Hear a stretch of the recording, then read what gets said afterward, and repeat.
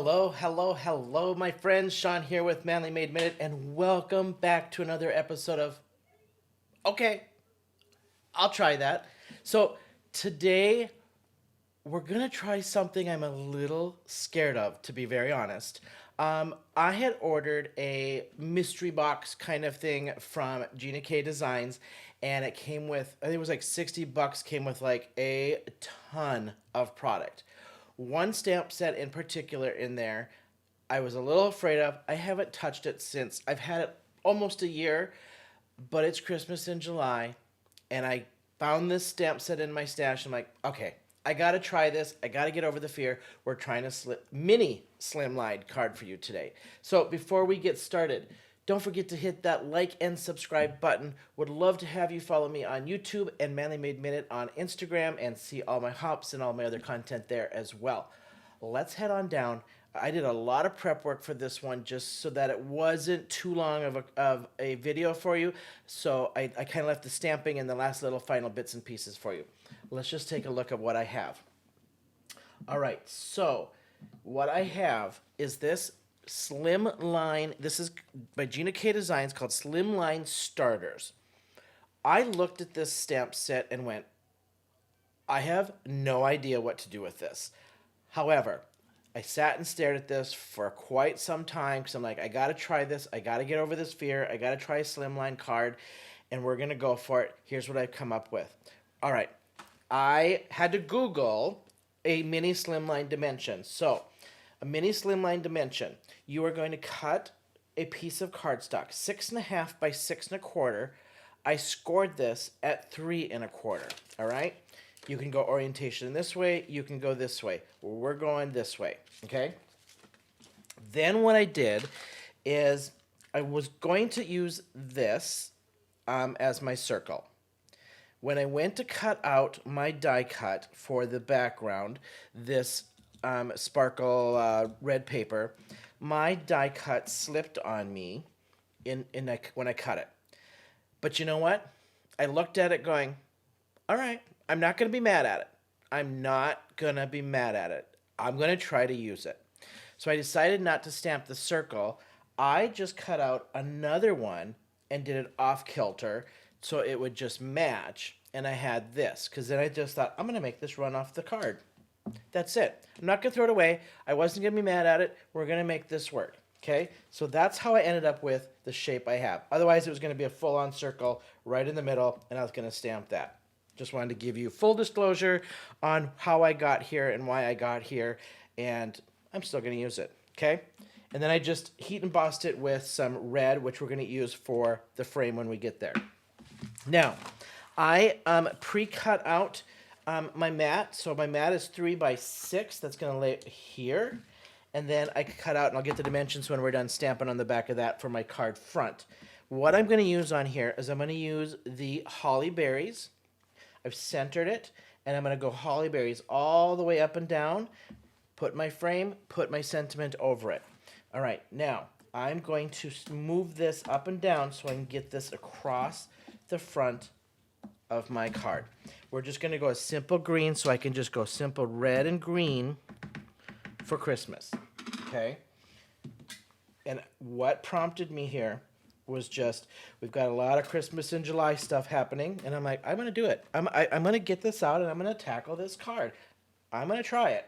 All right, now, the way I have this centered up, I have to go 2 squares at a time. So I'm just going to move up 2 squares. Okay? And we're just going to repeat this process until I go all the way across this card. I wanted some nice even spacing on here. And I'm actually going to go back down, and I'm just going to stamp that one more time where it was so I get a good impression. There we go. Then I'm going to go up 2, and then I'm going to go up 2 more. And just keep repeating this so I get a nice pattern across this. My original thought was to do like a sweater stencil or something of that nature. And then I just thought, nope, repeating pattern. Easy and simple. Now this, again, this was the result of just sitting and staring at this stamp set going, what am I going to do? how am I going to do this? I've never done a slimline. How am I going to lay this out? And what threw me on this one is just the elements itself. To me, it was like, it's all border elements. And then what am I going to do? I probably could have got out another stamp set and threw something in here and then made these into borders. But I thought, I want to use this whole stamp set and not intermix and see if I could make it happen. Okay? Again, you can do whatever you want. You can just turn these into borders, and you can do whatever you want. All right, 2 more on there, like so. You can see this just creates a nice little pattern. I put this in the middle of my MISTI, so I had time to go up and down. Now I'm just going to have to pull this up and over that edge just a little bit, but we're just going to keep that tacked down like so. Okay, now I believe I should be able to turn this and then catch the rest of this. Let me see. Nope, I've got to keep that in that same orientation. And so let's just find out where my last stamp was here. I think it was right on that edge, so it was right there. I've got to go up 2 more to right there. And I'm just using the grid pattern on the paper here on my MISTI as my guide. And just going 2 squares at a time. All right, we're just going to go up 2 more squares, keeping it nice and tight against my edge here. And that'll finish off this one. And then we'll do that. I think we got to get 1, maybe 2 more on the top edge there. All right, so I started my orientation right in that corner. Okay, so now I've got to go down 2 squares and get that orientation in there so it's nice and tight. Should be right about so. Easy peasy. I might have overthought this, not gonna lie, but at the same token, it's one of those things I feel like I haven't tackled it before, right? And it's just that unknown. And then it's that I don't want to screw it up, but then I don't know why I was scared, because I could have did this off camera and practiced, which I did not, because I just like to do these series of videos for you all in its rawest, purest form. Okay, I'm going to put this right back here, now back to its original orientation. Let me just wipe this off. And then what I'm going to do is I'm going to take my frame. So we're going to take this frame, and I'm just going to emboss around the edges, all right? So let's just lay this out. So all I'm doing is just framing this. I know it's a little bit bigger, and I'm okay with that. It was purely, and I might actually trim. I'm going to move this up so my leaves are a little bit more centered. And then I'm going to trim that bottom, I think. About like so. Put that tight in the corner. And then I'm going to pick this up and put this back down in my corner. Now I'm going to emboss this. So I just need to, my anti-static powder, put that back in my corner. And we're just going to emboss the frame part. I just juice up my Versamark, so it is pretty juicy. It only might take 1 or 2 times of stamping this in the corner there. I'm going to do red just to match my sentiment. Like so. All right, I can see that it's good and juiced up, so we're just going to go 2 times of a stamp on that. It might be a little crooked, but that's okay. I think I'm going to trim this down anyway. Now that I see it stamped out, I think it'll be easier to trim this down. All right, because you can kind of see I'm going to just trim this to the edge of that frame. And let's get out that stuff here in here. Perfect. All right, let me just give this some heat, trim this down, and then we can assemble the rest of this.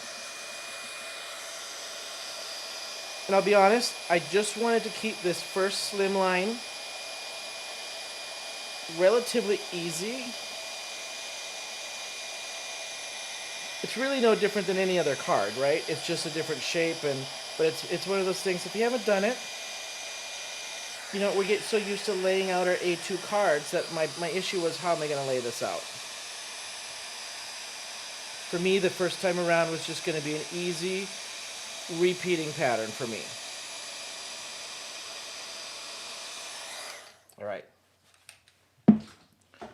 Get this out of the way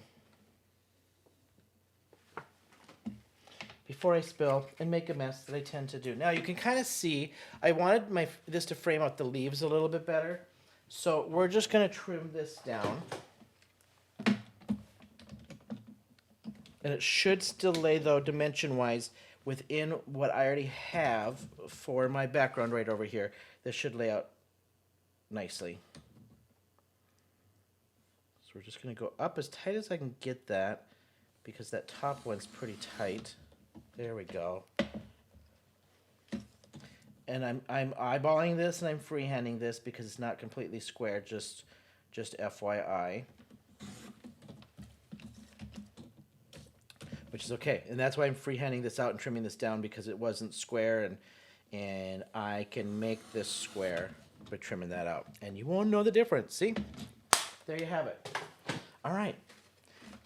Now, this paper, it is a glitter paper, but it does not come off.